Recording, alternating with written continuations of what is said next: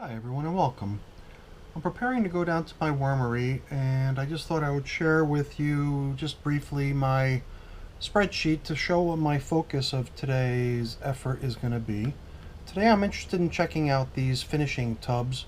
These finishing tubs have been sitting since the 3rd of May, and as of today, which is the 4th of July, they are now 62 days old.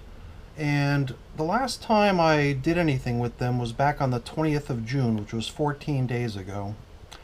And what I did back then was I unloaded the bait bombs that I had in there. I had some newspaper um, in which there had been some melon rinds placed. And that did a really great job rounding up the worms and pulling them together. And then I was able to bait a bunch of worms out of the material. But it was at that point that I removed all that sort of stuff, and I figured I would just let the tubs rest and sit. So it's been 2 weeks since I've checked in on them, and I think it's about time to take a peek at how they're progressing. So let's head on down to the wormery and see how things are looking. So here are the finishing tubs up on the shelf, and they've been covered up pretty good so as to keep the moisture inside.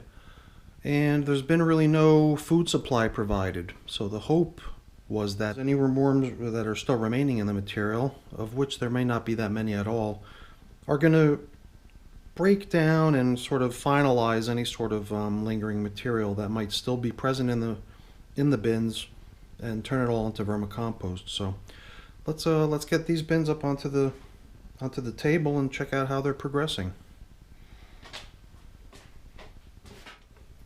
Okay, so this bin is the smaller of the three, and the one thing I definitely remember about this bin was that the moisture levels in this material were a bit low, a little bit dry in here. Although it is true that when I start to go down just a little bit, the material already feels a little bit more cool, a little bit more damp. But I'm starting to wonder if there's even any worms in here, because I've not even spotted one so far. So here, for example, is one worm so far. And you know, that's the only one I've seen so far. And we're just going to pick around a little bit more and see if we could spot any more worms. But if not, then maybe it's not even worth putting this tub back up on the shelf, because maybe it's ready to go onto the garden. And I actually do have a need for a certain small batch of planting mix, and this amount of vermicompost might actually do the trick. If any worms do make their way out into the garden, then that's fine too. They'll only benefit my plants out in the garden. Stuff looks like it's more or less done. My main reason for leaving it up on the shelf for the past 2 weeks was that, you know, I guess my assumption was that there might still be a couple worms in the material, and if there were, that they might try to work down any remaining lingering pieces of organic material. But there was basically nobody left to do that work in here. I don't think there's going to be many more in here that we should hunt for. So why don't we just call this container as done. This is a finished container of vermicompost. Oh, here's one more. All right, let's set this container aside, and it'll head straight out into the garden.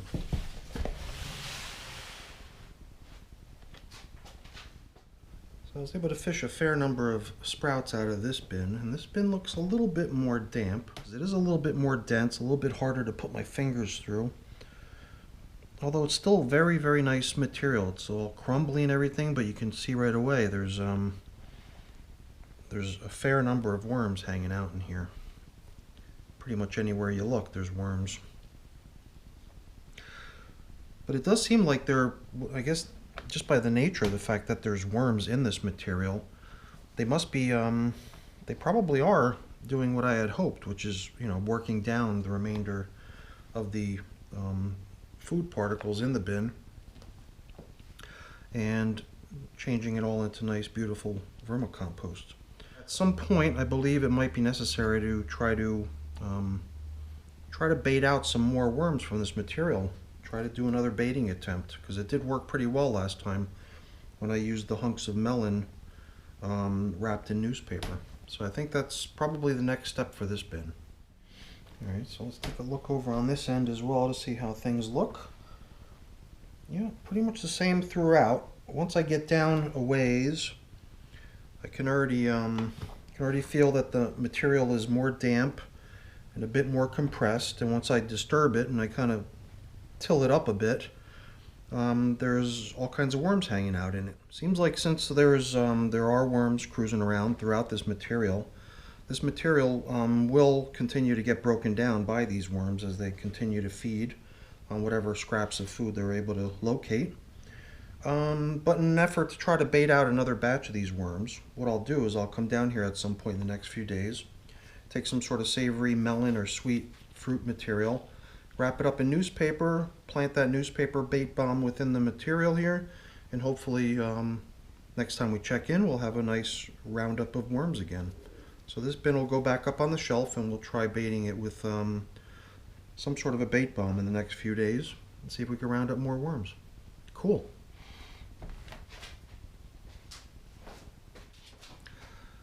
Okay, now on to tub number 3 now. Tub number 3, and a clear observation on this one is that it has no little sprouts growing in it like I saw in the other one.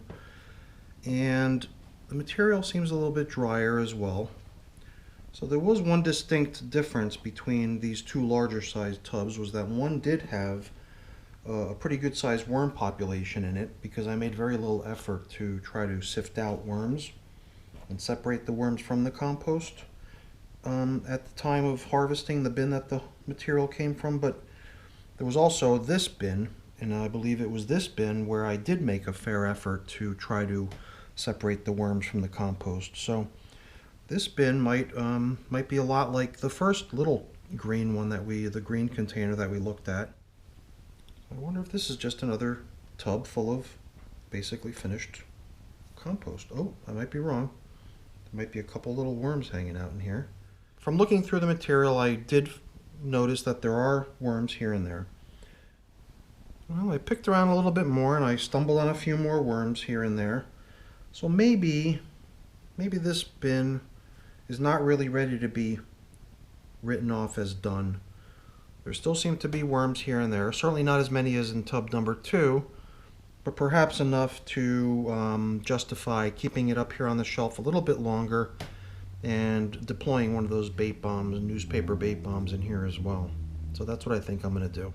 Definitely like the way the look of the material is. It's very nice, very fine. So definitely getting there.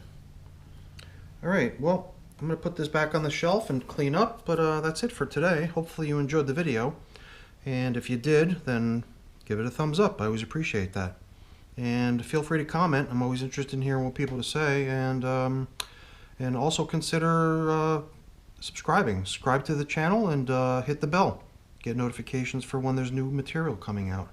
Alright everyone, thanks for watching. Have a great day. Bye. Oh, what, you're still here? Oh, okay. Well, I guess you just caught me trying to recycle these little sprouts that are picked out of the finishing tubs. I'm going to go ahead and add these to my my nursery, my European nightcrawler nursery, and hopefully they consider this as a nice little fresh snack. Just want to make sure that these are all ground up and dead before I put them in here so they don't keep growing. Alright everyone, one more time, thanks for watching. Bye now.